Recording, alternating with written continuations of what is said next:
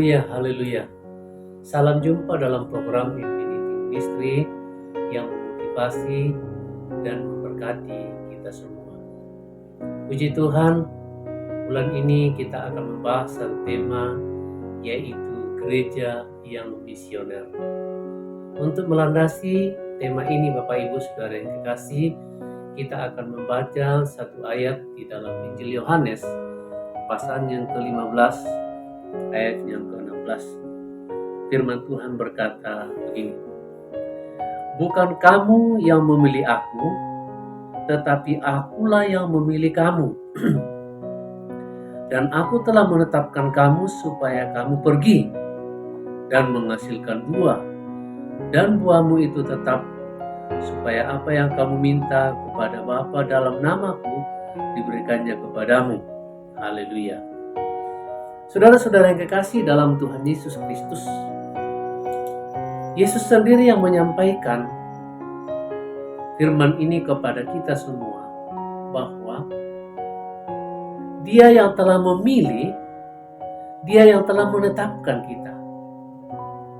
Nah, saudara yang kekasih, kalau saudara dan saya dipilih dan ditetapkan, tentu ada maksud dan ada tujuannya.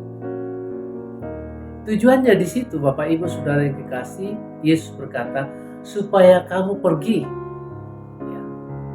Pergi untuk apa, Bapak Ibu? Untuk menjadi misioner. Yaitu saudara-saudara yang kekasih, menyampaikan kabar baik kepada semua umat manusia. Karena kita tahu, Bapak Ibu Saudara yang kekasih, bahwa semua umat manusia sudah jatuh di dalam dosa. Tapi Yesus datang ke dalam dunia ini untuk rindu supaya umat manusia itu kembali kepada kasih kepada Yesus Kristus sebagai Tuhan dan Juru Selamatnya. Dan di dalam 2 Petrus pasal yang ketiga, ayat yang ke-9, apa yang dikatakan oleh firman Tuhan di situ, saudara yang dikasih, kita baca ayat itu.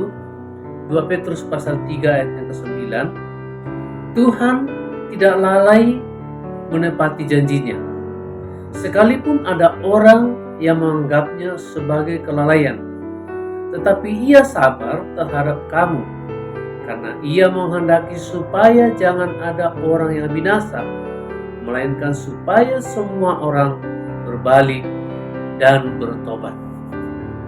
Saudara dan saya sebagai gereja Tuhan punya tugas untuk memberitakan atau mewartakan kabar baik. Karena Allah menghendaki supaya tidak ada orang yang binasa, tetapi Dia mau supaya semua orang itu berbalik dan bertobat dan kembali kepada Tuhan kita sebagai pencipta.